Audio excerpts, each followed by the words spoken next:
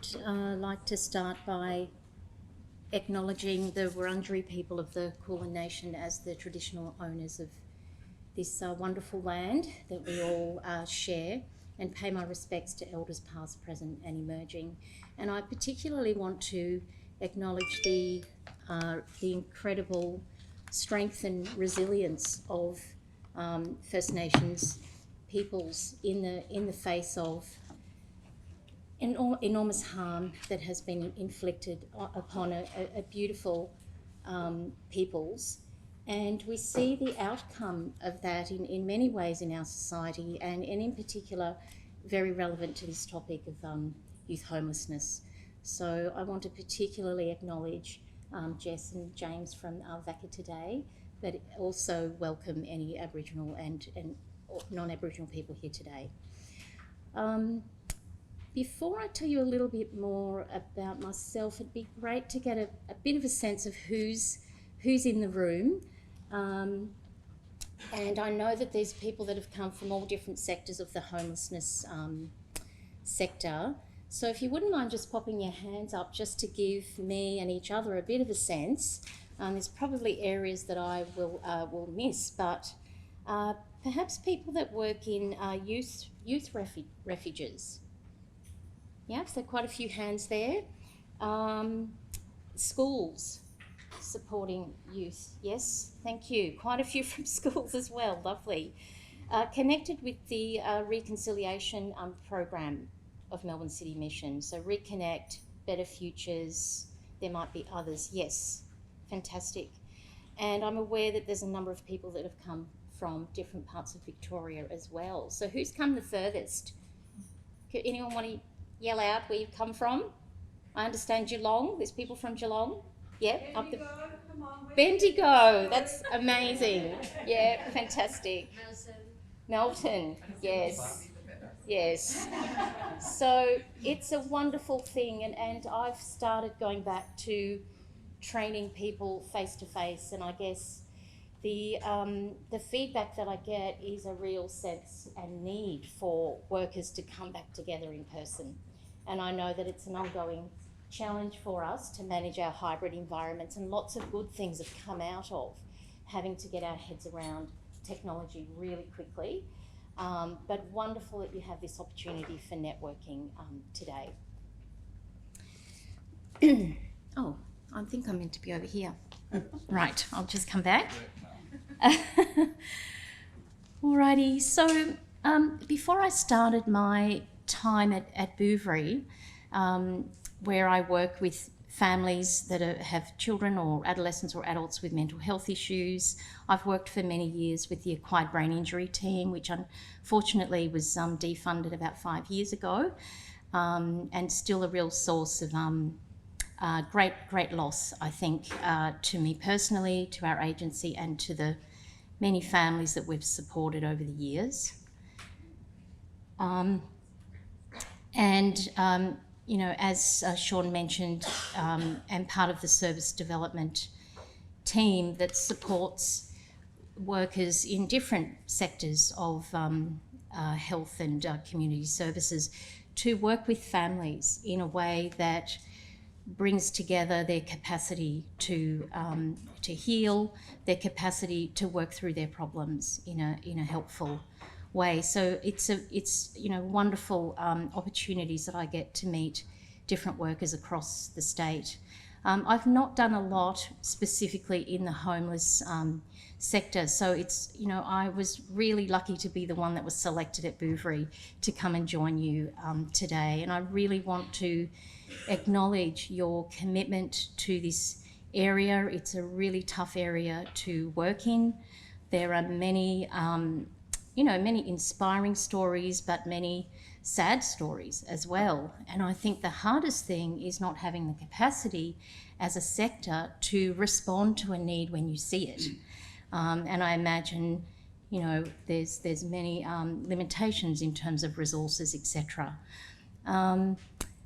Yeah, so to really acknowledge the difference that you make to young people, and a big thing that I really am very passionate about is worker sustainability. That if we're not able to look after ourselves, our teams, our programs, then the impact of that filters down to our families and young people. Now, that doesn't mean you have to stay in a sector forever. It doesn't mean you can't move around. But when you've got sectors like child protection, which is where I came from, where there is high levels of turnover, high workloads, high caseloads, long waiting lists, etc., the damage that does, both to the people that we're supporting through our services, but to the workforce, can be huge. So a lovely opportunity today to be here to network with each other. So my very first client when I was a young worker in child protection with young people in out-of-home care was a 15-year-old girl that had made her way to Melbourne from Queensland on the bus, and she was escaping family violence from her stepfather, who had was in and out of the family home and got to a point where she couldn't tolerate what was happening. To my horror, as a young worker who has never experienced homelessness myself and had that privilege, I was absolutely horrified that she had spent 2 to 3 days on the streets before she decided to come to the office to ask for help.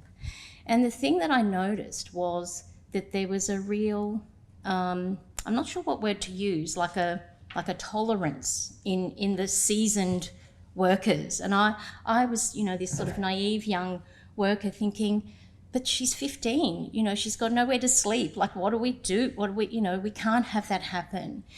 And the really sad thing was that before long, as a worker in the system, I became desensitized to that too, in the sense that I became the worker who was, hearing about kids that had gone missing, weren't turning up to their residential care units. And I developed the same attitude of, well, they'll turn up when they're ready. If they don't turn up here, they'll turn up somewhere else. And I think that's incredibly sad. And I think it's an outcome of an overstretched system that really cannot respond to the need that is there. And there was lots of really good work that was done. And I think in particular, older adolescents who were able to move into lead tenant arrangements, they did particularly well. But the ones that stood out for me, and as I think about it now, are the sort of younger adolescents who are like 12 to 15, that sort of age where perhaps they're too old for foster care.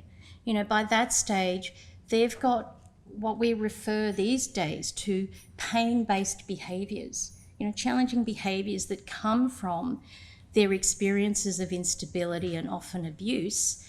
And they're really hard to put into family-like environments. And these kids really suffer because they don't have the developmental maturity for a sort of supported, independent arrangement. They really need, adults that are protective and can be there in the longer term. And that's the challenge of this work. I've also recently been involved with a number of other workers treating trauma in workers who support young people in residential units. And that's been really important work to see the increasing acknowledgement of the impact of the work of working with really distressed young people on the workforce. So there's some fabulous work that is being done in the sector, and I'm really looking forward to hearing the other speakers today and the innovative programs that are being developed. So really wonderful to be here. So I've probably got too many slides as usual, and we'll just see how we go. But just a little bit about Bouverie. That some of you may be aware of our agency. We're a part of La Trobe University, but our building, we're very fortunate to have quite a beautiful building located in Brunswick. So we run a lot of different programs through Bouverie, including the clinical program. We have the FAPMI program for families where a parent has a mental illness, and there's a really strong emphasis on supporting children and young people in those families. We have an Indigenous team that is doing wonderful work with Indigenous communities, and also a graduate certificate in family therapy that is specific for Aboriginal Torres Strait Islander workers who are working with children and families. And I don't know the latest figures on this, but we've had, something like over 200 graduates from that program, which is something that we're incredibly, really incredibly proud of at Bouverie. In the past, we've had specialist teams that have worked with families where there has been sexual abuse, both external to the family, internal to the family. Teams that have worked with statutory, clients that are part of the child protection system, an HIV team, and I was part of the acquired brain injury team for many, many years. We now have a walk-in service for families, and I understand that that's going to be extended to Aboriginal families in the future. We were very fortunate in January 20 to have Professor Jen McIntosh, who's a psychologist and quite a prominent researcher in the area of developmental psychology, to join Bouverie, and she heads up our research team. So that part of our work has really expanded enormously in the last few years, and we're running some really interesting projects around working with some of the most vulnerable people in the community, like our Women's in Prison project, looking at early parenting and relational trauma, where abuse happens within the family. We've been involved with the Elder Abuse Project and run a whole lot of training that I'll talk with you about a bit later in the presentation. So we don't have currently any projects that are specific to youth homelessness at all.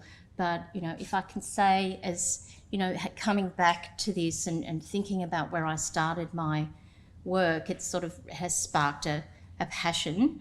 And, we would certainly be interested in partnering around any projects that may be possible. So, yes, and we're statewide.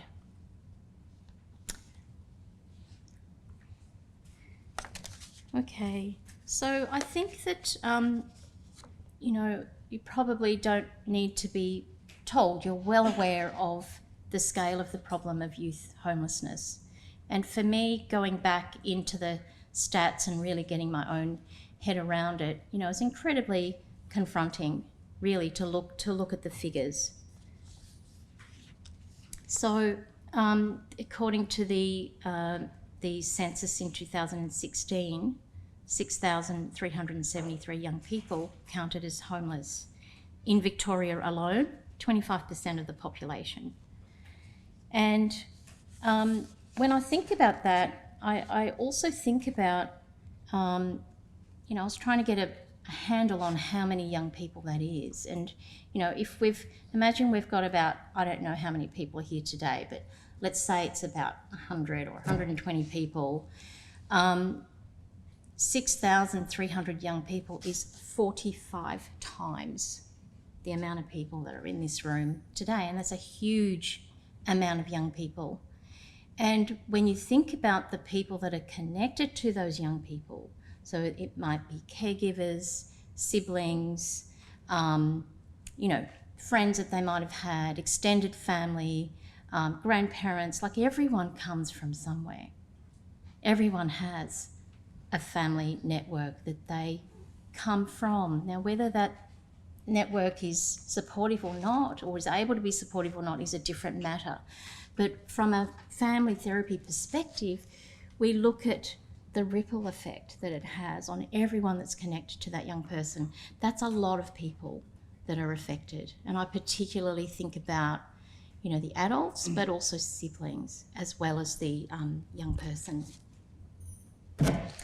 In terms of the number of young people that show up to seek assistance, a really important point that was made in the Melbourne City Mission report to the Youth Homelessness Inquiry was that, of course, these figures are underestimates because we can't really get a handle on how many young people are not able to get support. They don't turn up for support because the capacity is not there in the sector.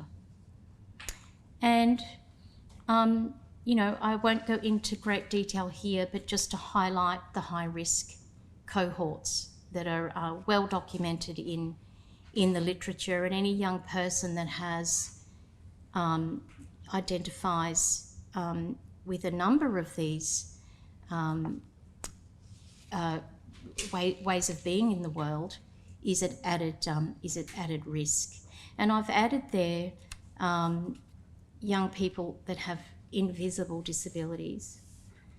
So our Indigenous youth, LGBTIQ plus youth, youth from culturally and linguistically diverse backgrounds, young parents. And I guess the issue of disability is something that I have a bit of a particular eye to. And there is some research coming out that, the rates of invisible disabilities, which might include acquired brain injuries that are not identified, are, probably quite high. And it's not really clear whether young people go in, that brain injury itself puts people at risk of homelessness, which it does, because it can really derail people's behaviour and their place in the family. But also, of course, the experiences of homelessness, especially if they're longer term or recurrent, can result in brain injuries. And I think we're all, pretty much across the more severe brain injuries where you can't really miss that someone's had an injury and they've been profoundly affected. But it's more the mild brain injuries that can result from concussions that we're learning more and more about in our sport that can have really profound effects. So that's something I think that, we need more research around and awareness around. So while the causes of, things that lead to homelessness are unique, and each young person's story, each family story is unique, the breakdown of the family unit is at the core of youth homelessness. And I've just pulled out here some of the main causes as summarised in the Melbourne City Mission submission to the inquiry into homelessness in Victoria. So family violence, mental health and behavioural issues in a young person, which often they don't occur in a vacuum. Mental health and behavioural issues in a young person are sometimes connected with things that are not functioning as well as they could in families because of the pressures that families are under. Through conflicts in attitudes and values and beliefs. So this is where we see high numbers of young people who have diverse sexual and gender identities coming into conflict with their families. Families where a parent has mental health issues or substance abuse issues, and of course families where there are very serious types of abuse, which include physical, emotional, sexual abuse and neglect. And not all of those families, only a small proportion of those families come into contact with child protection. There's a lot of stuff that happens behind closed doors.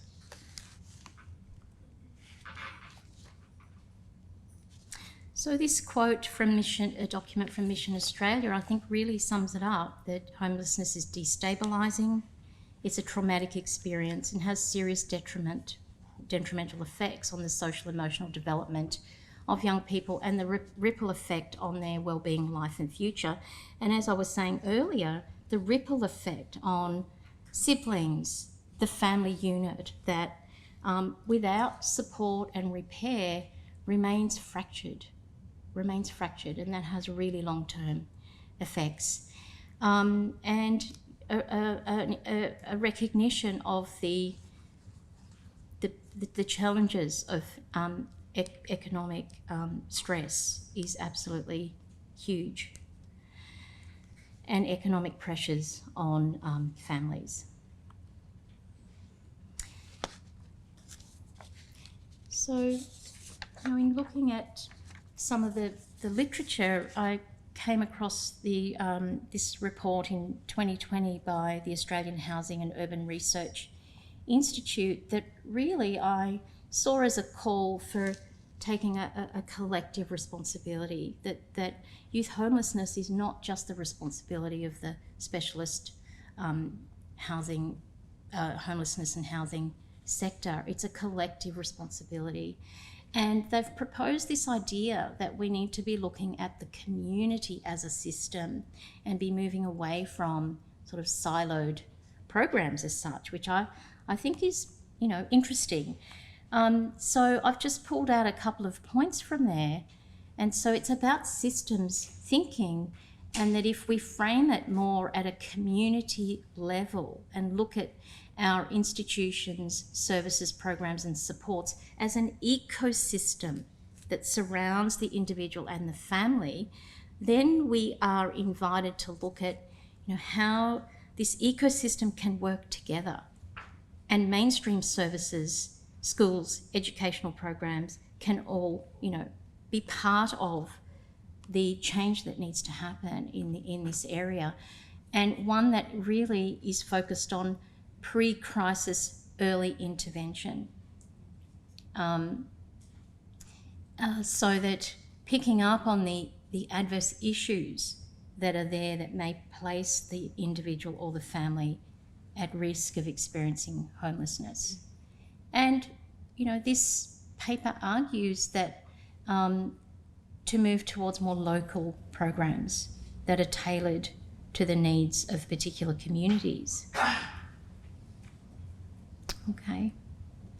And I just wanted to emphasise in that the movement towards local programs means supporting Aboriginal self-determination and Aboriginal agencies being adequately funded to do the work that they've got to do for their own communities. And I hope that more and more with the changes that are happening at a federal level, that there's real movement toward that. So I'm going to now move to some useful frameworks that focus on connection. And I guess there's three that come to mind. And first is systems thinking, which I'll go through very quickly. Trauma-informed care, which is really important for us to bear in mind in all of our work. And what we mean by using a family-relational frame, and some of the key concepts that we teach in all our, our academic program, but also in our workforce development. So the bioecological systems theory was developed back in the 1970s and 80s, and I think some of the points that it makes are incredibly important. We know this stuff. Children and young people develop within a system of relationships that form their environment. There are different layers to this environment that impact on the young person's development. An important part of these layers is the young person's own biology. So the things they come into the world with, their own sort of, genetics, temperament, personality, skills, etc. And also this is where our knowledge about trauma that has exploded in the last sort of 20, 30 years becomes relevant, the impact of trauma on a young person's biology. And the interaction between all of these factors is what we need to keep an eye on, because it absolutely influences their development and that changes, conflicts and challenges in any one layer are going to ripple through every layer. Now, I'm not going to go through this diagram, but this is a visual representation. You've got the child or the young person in the middle. You've got the microsystem, which is the family and peers and the school environment, the neighbourhood, etc. The blue is more the interactions between those systems, and what colour is that? The peachy colour are more your sort of institutions and service systems, and the green is a really important one. It's what's called the macro system.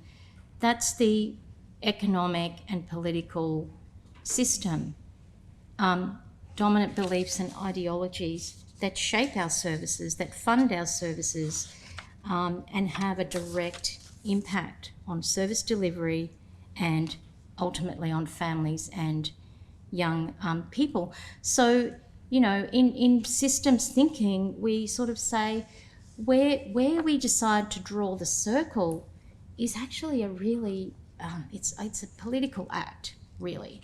If we decide to draw the circle around the individual and pathologise that individual and look at, they're being responsible for, everything about the way they are, that's ignoring, these higher level systems that powerfully shape that individual.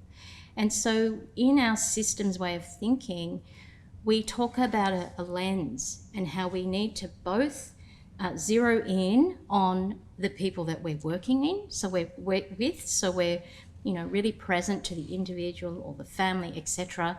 But we also have to zero out and really look at what are those systemic factors that are affecting this individual and family, and importantly, the narrative or the beliefs that they then develop about themselves come from this bigger system. So these bigger systems are the racism, the sexism, the capitalist society that we live in, that is all about achievement and, wealth, the effects of colonisation. If you look at the effect on Indigenous families using this system, it's just so clear how those bigger decisions have completely fragmented, a whole generations of families, a whole peoples and culture, which is quite extraordinary. So this is just another way to, this diagram is just another way to think about these sort of nested systems. And the thing that I want to emphasise here is that the direction of power goes one way. It goes from the bigger systems to the smaller. The bigger systems are much more powerful in their impact on the smaller systems than the other way around. Okay, so of course in the immediate environment, like individual, family and peer, parents always have more power, even when they don't feel like they've got power. And those influences are more bi-directional. They go both ways, so we see, families getting into cycles of arguments that escalate, and parents respond to kids and kids are responding to parents, and siblings get involved, and so it's very bi-directional. But outside, and with schools and peers it's the same, but the further out you go, the more power the institutions have. So that's this sort of nested idea.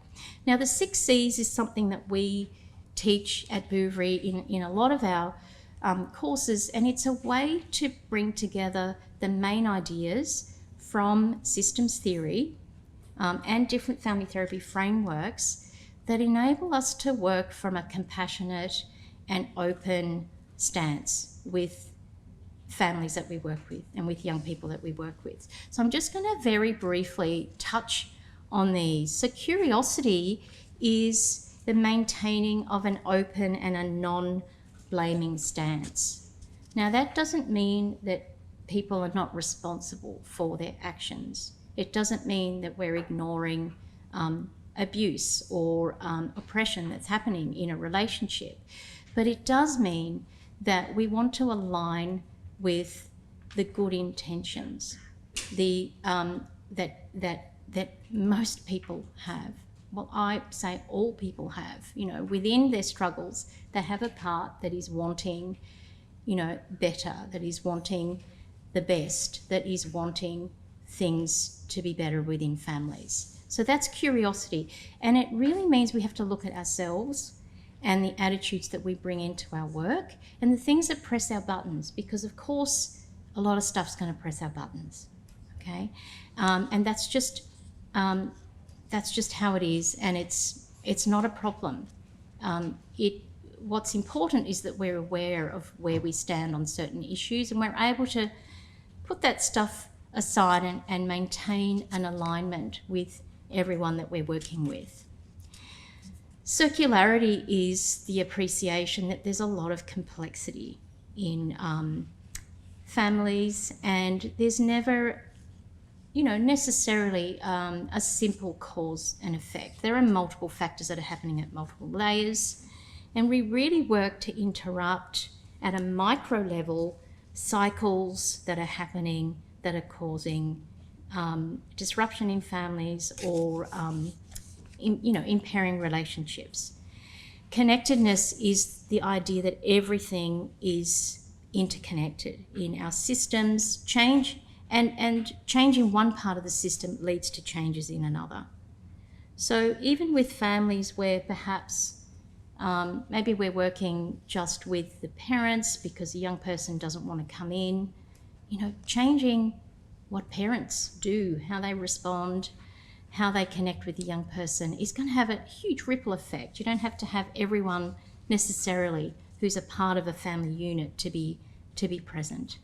Constraints are really important, to think about the barriers to change, because very often, the things that might be helpful might be really clear to caregivers, for example. They might say, yes, I've got to stop, really losing it with my adolescent because I know it just triggers their rage and it makes everything worse. But there might be real barriers to that parent being able to develop more patience, more tolerance, and we really need to understand what are those barriers. Perhaps they're under enormous economic stress, for example, or they're managing a household with lots of kids on their own, or they've got illness that's happening at another part in their family. They're supporting younger kids as well as aging parents. So we need to understand the constraints to people's resources to bring about change and try and address those as best we can. And of course, context, that we really cannot understand any behaviour without looking at what's happening around it. And culture, of course, that we need in working with young people and families to think about working in ways that respects and fits with what is meaningful for them in terms of their culture. And part of that is owning where we come from and having a real respect for different ways of doing things, different belief systems, different rituals, different understandings and values of different healing systems. Having a respect for that. And of course, with culture, though, there does need to be a bottom line around, that abuse is not okay.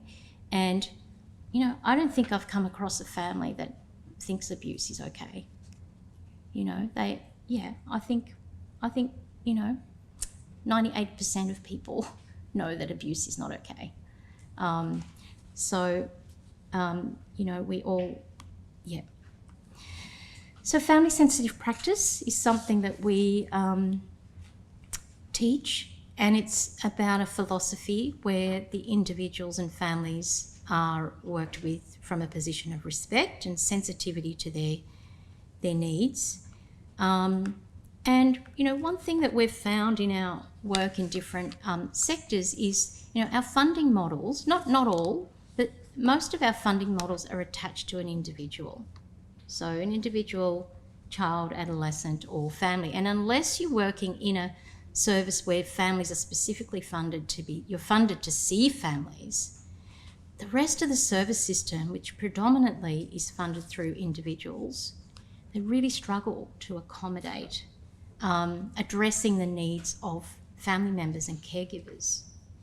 So we're often asking families to do an enormous amount to support a child or a young person who may be struggling behaviourally, but we need to resource the family to be able to do that and to follow through with some of the parenting practices perhaps that they know are going to work better. So it's about collaboration, it's about non-pathologising, and families doing the best they can under very, very difficult circumstances. And a big part of family-sensitive practice is, regardless of who your client is, inquiring about the rest of the family and how they're travelling. Now, it may not be within your role to work directly with people, but I do believe we all need to be keeping an eye on other family members and making sure they're potentially linked in with other services who can respond to their needs. So we're broadening that lens that I talked about before. Yeah. And particularly where there are issues of abuse, supporting families to take responsibility for family members to take responsibility for harmful behaviours where these have occurred, and to support the repair of relationships where that is possible. Because breaking the intergenerational cycle is incredibly important for families and the future generations. So to turn now to trauma-informed family-sensitive practice. So if I'm working with a family where a young person has been the victim of domestic violence or abuse of some sort, the work needs to be person-centred and led by that young person in terms of what they are comfortable with, what they're wanting, what they're ready for, and the safety and needs of that young person need to be prioritised. At the same time, family members also need support. So sometimes that means that maybe someone else, depending on how the service is set up, someone else works with the family members, or another service works with the family members. Because if there's an openness in the family system to repair of some sort, even though it's challenging, we need to really capitalise on that. And actually, we first need to find out if there's an openness to repair, so that we can really promote that. These authors, Scheinberg and Fiona True, are family therapists, and way back in the early 2000s, developed this term, family-relational trauma. And they say that refers to an event or events in a child or young person's, a trauma or event in which a child's sense of emotional and physical safety has been ruptured or violated by behaviours of adult caregivers. They include where there's, perhaps a bit of divorce. They include the death of a parent, which of course is unintentional, but children can feel a huge sense of abandonment through that. Families where there are drug and alcohol problems, witnessing or being at the receiving end of domestic violence, and and they include sexual abuse in that.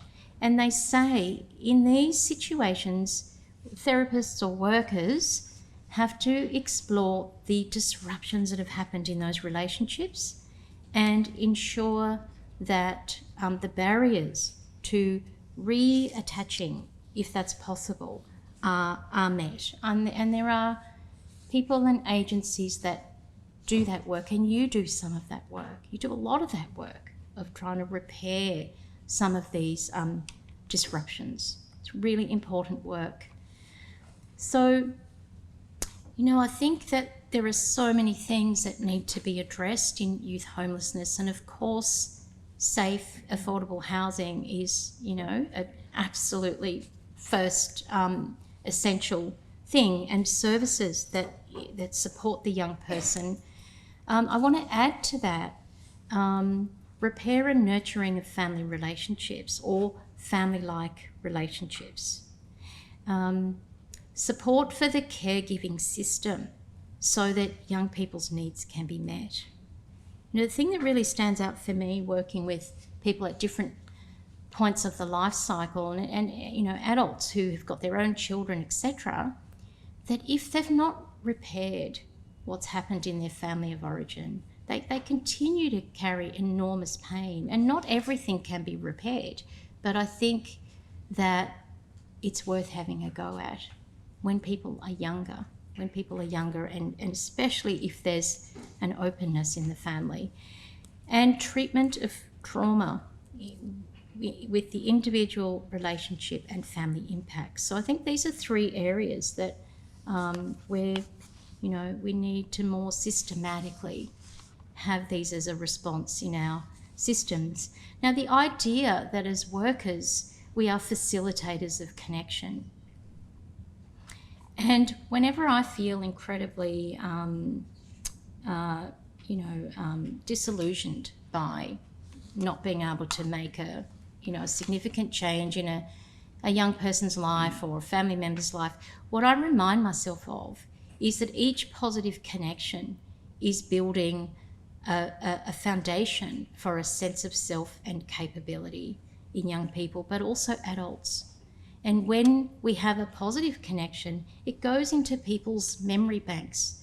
They do remember, how they've felt treated in our presence. And whilst they may still have enormous issues to deal with, I truly believe that gives them strength, and it builds up that part of them that knows they are worthy because they've experienced us as treating them as worthy.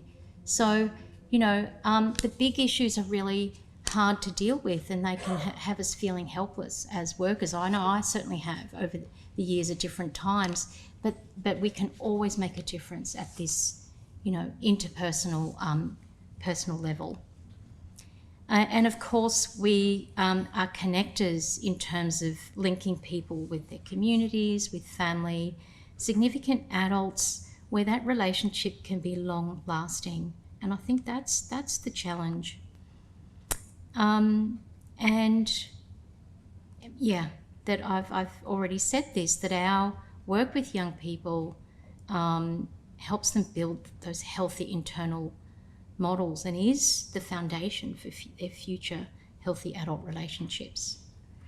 So these authors, Schofield and Beck in 2009, have summarised these 5 elements as essential parts of secure caregiver adolescent attachment. And I think it's a really nice little summary. So availability, where young people feel that they can begin to trust. Sensitivity, where young people can begin to feel that their feelings and behaviours can be managed and responded to sensitively. Acceptance, which is crucial for self-esteem.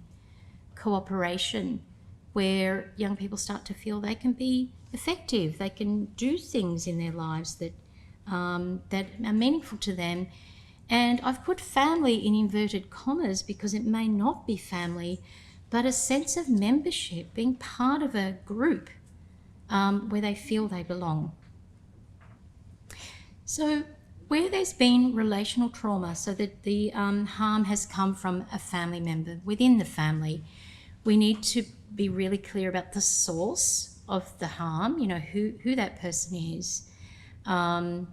Is it harm that's happened from a caregiver? Is it the young person's behaviour that has become unmanageable for caregivers?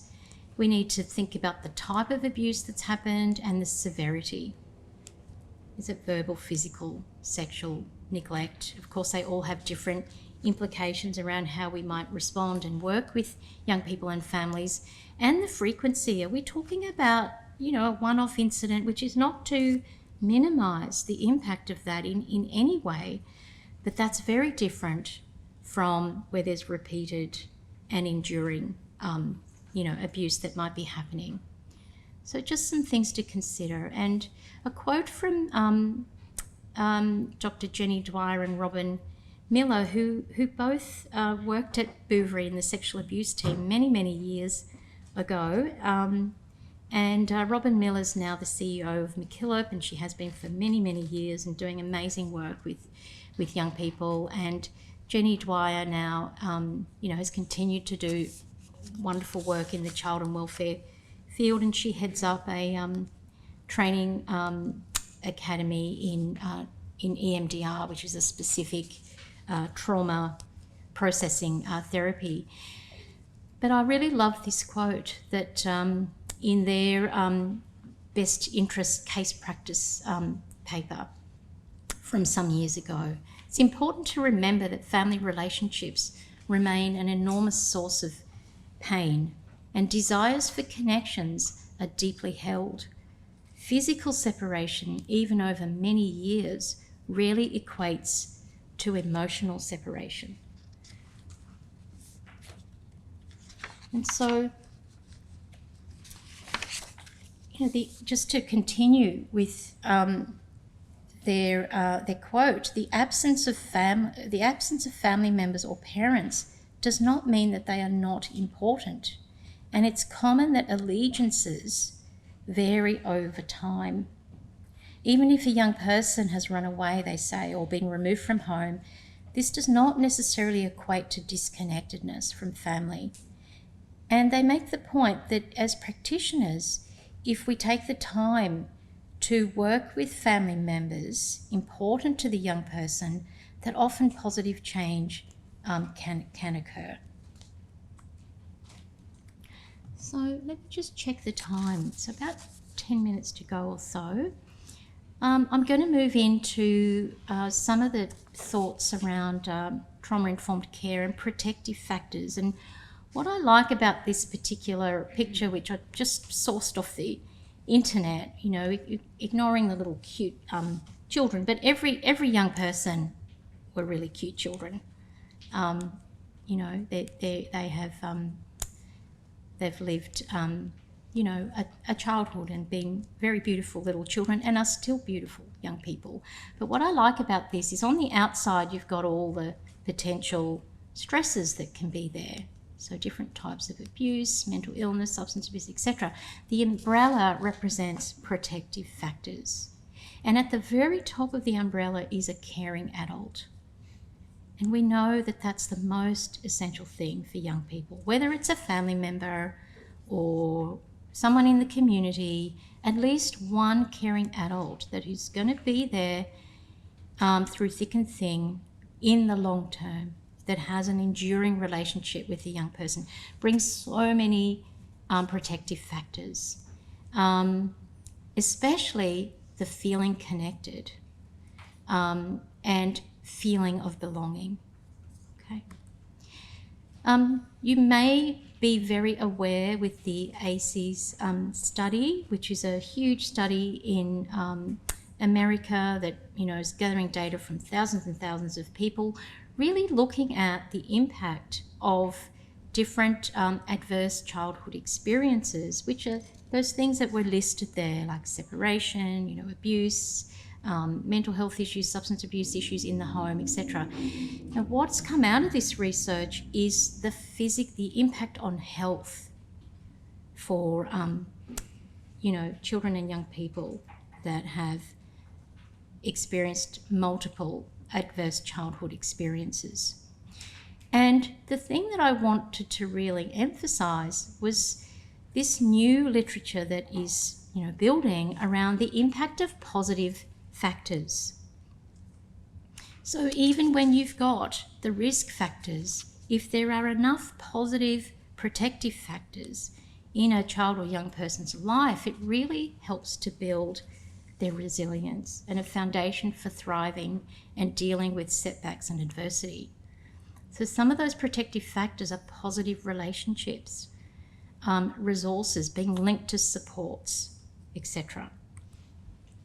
So balancing adverse experiences with hope, that positive experiences and supportive relationships provide a buffering to adverse events, And we know that, from what we know around brain development, it helps to develop healthier neural pathways, to use that language. And they found in this research that positive experiences with the greatest protective impact for the highest risk group, which is children with 4 or more adverse experiences, were feeling that your family stood by you in hard times and having someone to talk with about difficult feelings. And I think that's such good news, because families can stand by young people in so many different ways. They don't necessarily have to have them living under their roof, depending on the circumstances.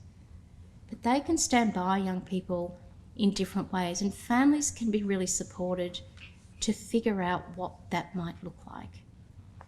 And talking with someone about difficult feelings, includes all of us, as well as bringing together people in a young person's community that might be able to provide that support. Now, this chart shows those positive factors. Family stood by me, felt supported by friends, sense of belonging at high school, and enjoyed community traditions. And they're showing quite a dramatic reduction in the levels of depression in young people who have had 3 or more adverse childhood experiences. And similarly around poor health, lower rates of poor or fair health. So I think that's really good news. And I think what that means is, regardless of what's happening in a young person's life, the constraints that are there around family as such, that everything that we do that builds up a positive experience is going to add to their resiliency. And the myth of independence. I think in our culture, there's this very strong push for young people to be independent. And, I think it does a lot of harm.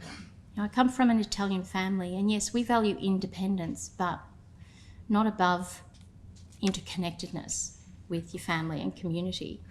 And, I think that through the research that's coming through neurobiology, we've got irrefutable evidence, if we need that through science, that our social bonds are the most essential thing that we need for our survival. Warm, trusting, loving relationships are crucial to children, we know that, but we're never too old to need these relationships. We never grow out of the need and want to be with people, to be seen, heard and loved.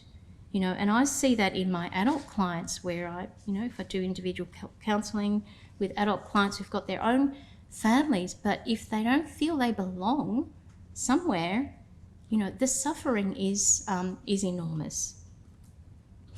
And, that isolation brings a stressful state in our bodies, in our nervous systems. We feel a sense of rejection, we feel a sense of being judged, and our bodies respond to that as if we're in a dangerous situation, which we are. Isolation's not good. We're excluded. And means that we don't have the energy to thrive, to learn, to really put that energy towards positive things. So, physical safety is not enough. We all know that. And there's a beautiful little video on YouTube, which you can chase up if you want, where this person talks about the need to belong as the need to be tethered somewhere, to feel like we are claimed somewhere, in our family, in a community, in our friendship group. And I think about my, beautiful little grandchildren that I've got, and what I say to them is, you're mine. Are you my gorgeous little boy, or are you my gorgeous little girl? That's this claiming. It's like you're mine, you know. And I think that when we promote that sense of belonging, it really is the foundation of our health. And we all need to feel claimed somewhere, don't we? Yeah. So, and just to remember that, you know, the pain-based behaviours that we see. And just a quote from Sue Ann Hunter, who is doing enormous advocacy work in Indigenous communities.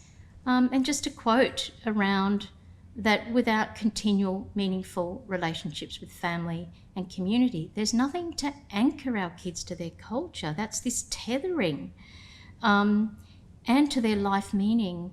And our children are denied a crucial part of their developing identity, connection and belonging, all things that contribute to long-term resilience and sense of self. And, you know, the saddening statistics of the number of Indigenous children that are still being removed from their families and predominantly into non-Indigenous families, and that being, you know, a real problem. So getting back to family therapy and what that offers, we talk about it as a safe place for families to find solutions and to build stronger relationships. And family does not mean just who you're, you know, biologically related to. It's anyone that is significant in your life. And it gives family members an opportunity to talk, share feelings and thoughts, and to be part of making things better together. So, you know, when we work with our families and children and young people, that's the language that we use. So I want to just finish up for 2 minutes. Oh my God, is, you know, I thought about how to encapsulate all the family therapy ideas, and I've sort of come up with this acronym of HOPE. We want to hold space for the young person and family, orient to their relational world, promote safe and enduring connections, and empower through choices. We need to have that calm presence, and as part of that is really tuning into what we're feeling as well, so that we can connect. We can use a whole lot of visual tools, which I'm sure you're using in various ways in your work, perhaps genograms, ecograms, circles of support. And I like this last point, that considering who can be intentionally gathered together to form communities of support around people. And family therapy has a history, you know, we don't do it so much now. I think it's time for it. What used to be called network therapy, you know, bringing communities of people together to really strengthen that community. And of course, promoting safe connections within the conversations and outside of the room. And that means, you know, negotiating who you meet with, being really clear about the purpose and the focus of the work, what is their vision of what they want for their family, you know, interrupting unhelpful or things that are happening in the room, trying to negotiate to keep the problem talk in the room so that outside of the conversations in therapy or counselling, they can focus on the positive things that build their connections, and being really careful to not have young people divulging feelings and vulnerability unless we're sure that the caregivers are able to respond to that. And keeping a compassionate stance, ensuring caregivers have got support in their own right. Okay. And bringing people together with other families and communities that have shared similar hardships to honour their wisdoms and resilience. And that work comes from narrative collective therapy, and there's some beautiful work being done there. We're using the tree of life, kite of life, etc. And as I said earlier, incorporating trauma processing work in the therapy. So things like EMDR or Aboriginal cultural healing practices, empowering people through their choices. Because powerlessness, lack of control are hallmarks of trauma. So we want to do the opposite, work at people's pace, reparation of trust takes time. And just to finish off with some of the words from Vicky Reynolds, who's a family therapist in Canada and an activist. She says sustainability of a workforce requires knowing in the bones that our work matters. And this requires us to attend to the things that are not measured in our work, so not our KPIs, what she calls the immeasurable outcomes, the intangible things, the things that we cannot sort of trace.